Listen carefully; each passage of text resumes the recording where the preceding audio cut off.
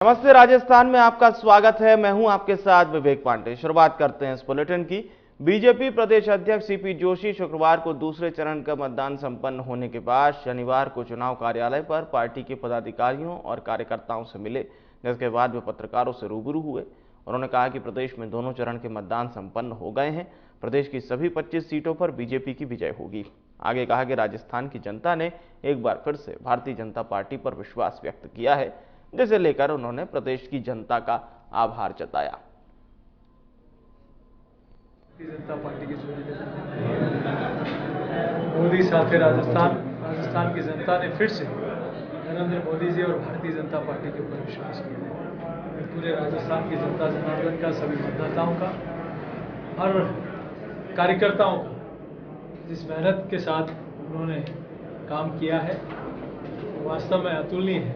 उन सबका मैं अभिनंदन करता हूँ। राजस्थान के मतदाताओं का भी आभार प्रकट करता हूँ कि लगातार तीसरी बार भारतीय जनता पार्टी और नरेंद्र मोदी जी के ऊपर विश्वास हुआ। नहीं, मैं प्रथम चरण में कुछ मतदान कम हुआ है, लेकिन उसके पीछे कारण है कांग्रेस के प्रति उदासीन था,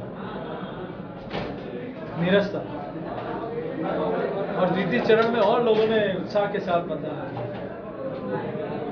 अब ये देखिए कि किसी सेना का सेनापति अपनी सीट छोड़कर भाग जाए वायनाड, तो वो की वो स्थिति राजस्थान में उसके नेताओं की हुई है। जबरदस्ती पकड़ के टिकट दिए, देने के बाद भी कुछ लोगों ने तो हाथ जोड़ दिए। तो फिर जनता किसके ऊपर विश्वास करे? कमजोर नेतृत्व के ऊपर जनता कभी विश्वास नहीं करे, गलत नीतियों के और गलत नीति के ऊपर कभी विश्वास नहीं करे। भाजपा को विश्वास है नरेंद्र मोदी जी जैसे मजबूत नेतृत्व पर, साफ नियत पर, और वही हम सब लोगों को देखने को। दो चरण हो गए, क्या मानते हैं? कुछ लोगों ने प्रयास किए, कुछ लोगों ने हवाओं का रुख बदलने की कोशिश की,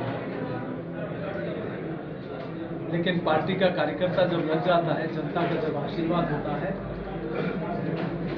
तो तमाम हथकंडे फेल हो जाते हैं। आप देखिए कि मैं लगातार मैं पहले दिन से नॉमिनेशन के दिन कहा था, कई आरोप लगाए थे, और मैं आज भी कहता हूं और चैलेंज के साथ कहता हूं, सीपी जोशी के ऊपर जिस दिन उंगली उठ जाएगी राजनीति छोड़ देगा। लेकिन मैंने कहा था वो तो करिए, आज भी चुनाव हो गए, अब तो आ जाइए, आप पाक साफ है। तो किसी के ऊपर उंगली उठाना बहुत आसान होता है, लेकिन उसका जवाब देना बड़ा मुश्किल है।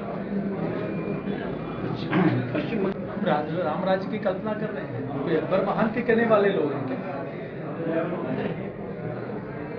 क्या हम बाबर महान कहेंगे हिंदुस्तान में, जिसने हमारे मंदिरों को, संस्कृति को, सभ्यताओं को, महिलाओं के साथ दुर्व्यवहार किया?